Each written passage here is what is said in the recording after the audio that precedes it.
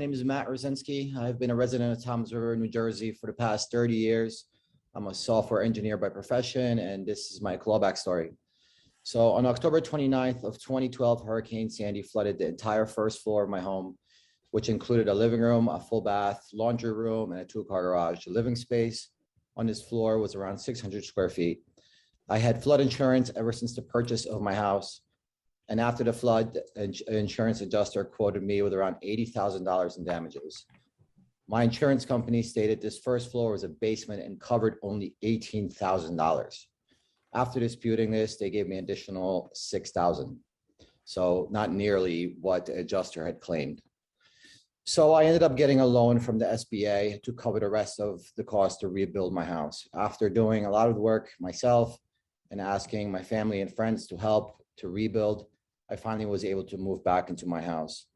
So a year later, the rent program came along and they told me I would have to abandon the entire first floor in order to qualify for that grant. So I had just spent all the funds I had received from my flood insurance and the SBA to rebuild that living space. Yet I would have to demolish all of that work in order to receive that whole full $150,000 grant to get my house up to FEMA flood standards.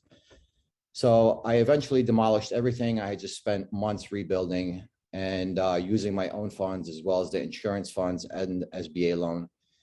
And REM told me I qualified for the entire $150,000 grant.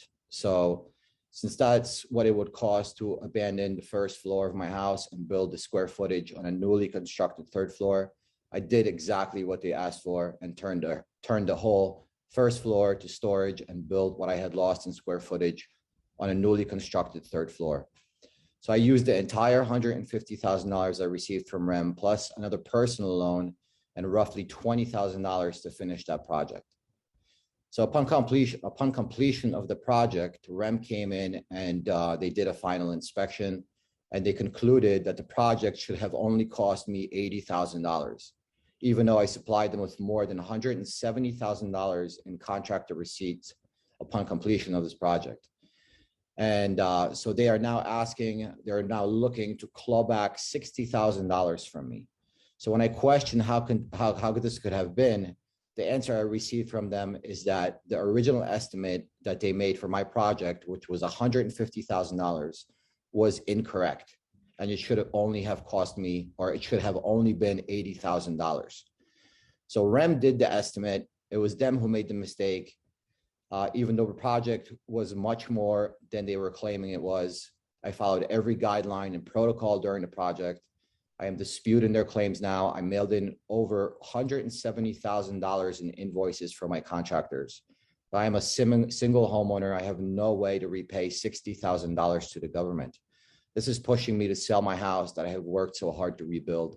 I am one of many New Jersey residents going through this, and we need this nightmare to be over with once and for all. I appreciate any help you guys can bring to the table.